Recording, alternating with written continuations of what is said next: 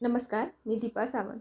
आज मी तुम्हाला एक गंमत सांगणार आहे. मी घरातून स्मॉल बिझनेस तर चालू केला आहे, पण माझे जे स्टिकर आहेत ते अजून बाजारातच आहेत. कारण अजून ते छापले नाही आहेत. ॲक्चुअली झालं काय, मी Canvaवर माझे स्टिकर स्वतः बनवले होते, पण जेव्हा मी ते प्रिंटिंगला दिले, तर ते प्रिंटिंगवाले म्हणाले, की थोडं करेक्शन करावं लागेल आणि मग ते करून तुम्हाला दाखवून बनवून देतो.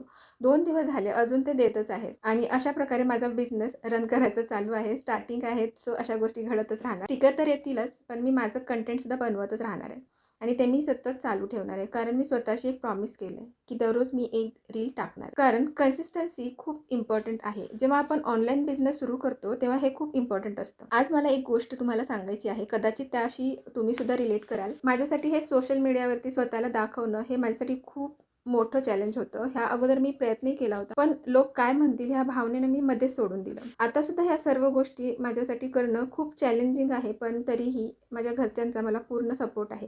त्यामुळे आता मला हे करण्यात काहीही वावगं वाटत नाही आहे. पण अजूनही अशा काही महिला आहेत ज्यांना घरच्यांचा सपोर्ट भेटत नाही. मला असं वाटतं, की जर स्त्रियांना घरून फॅमिली सपोर्ट जर भेटला, तर त्या काहीही करू शकतात. मला सर्व मैत्रिणींना एक गोष्ट सांगावीशी वाटते, ती म्हणजे जर तुम्ही कोणताही छोटा घरगुती व्यवसाय करत असाल, तर तो मग कोणताही असो, ब्लाऊज शिवणे असो, आरी वर्क असो, कुरड्या पापड, लोणचं बनवणं असो किंवा डबे वगैरे असो.